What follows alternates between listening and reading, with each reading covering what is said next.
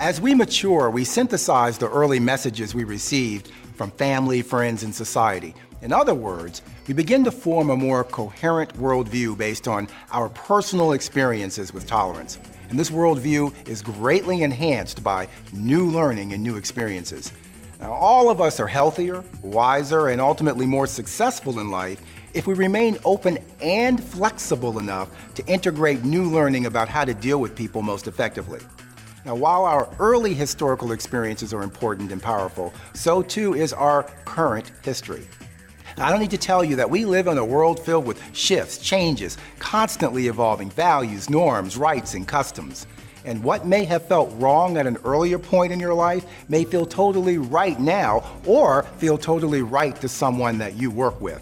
If you close yourself off from people who may have a different cultural perspective because of your own feelings of discomfort, you risk severely limiting your ability to maneuver successfully on the identity superhighway. In order to navigate the highway successfully, you've got to be able to read the maps that come with different terrains.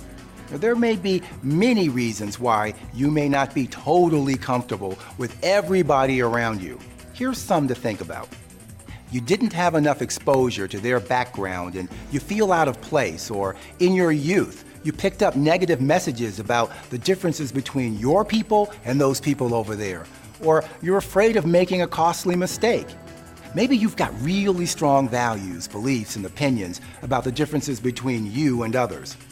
The bottom line is that while I wish there were a magic potion that I could make you feel comfortable with every difference you're going to face every day in your work life, that's just not realistic.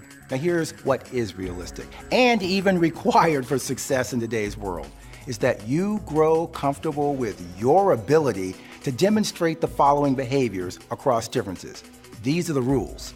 Treat everyone fairly, regardless of your past experience, your bias, or your attitudes about them. Create and maintain a safe work environment free from harassment and the disparagement of others. Leverage everyone's professional skills and abilities, not just the people you're comfortable with. Extend opportunity for growth, development, advancement, fairly and consistently, regardless of your comfort level with any of the differences you may feel. Now, I believe the more work you do unpacking your biases, prejudices, and preconceived notions about others, the better off you'll be in your entire life. I'll give you a personal example. I have a lot of trouble dealing with very conservative, very traditional country club types. Sometimes I find it really difficult to mask the discomfort. It takes so little for these types of people to push my buttons, and I respond typically by shutting down, pulling in, and allowing the judgments to race through my head while I'm talking to them. I have to work very hard to remain open and engaged, and if they've attended one of those right schools, it's even worse.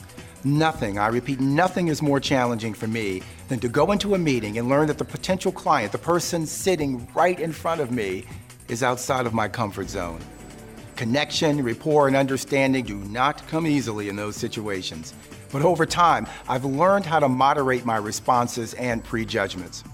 Being honest with myself and recognizing where the boundaries of my comfort zones are has helped.